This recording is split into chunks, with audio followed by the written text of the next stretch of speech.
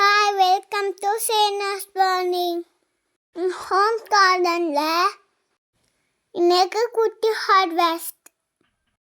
கொட்டா இருக்க தக்காளியில் பழுத்தா 2 மட்டும் பறிச்சுக்கலாம்.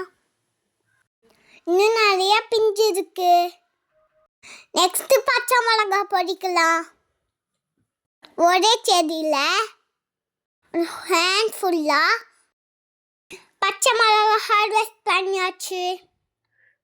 கிரீனிஷா எவ்வளோ அழகா இருக்கு பாருங்க. நெக்ஸ்ட் ரொம்ப ரேரான சிவப்பு வெண்டைக்காய் ஹார்வெஸ்ட் பண்ணலாம்.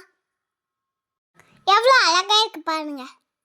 பொரியல் செஞ்சால் ரொம்ப டேஸ்டியாக இருக்கும். அவ்வளோதான் ஹார்வெஸ்ட். வீடியோ பிடிச்சிருந்தா சப்ஸ்கிரைப் பண்ணுங்க.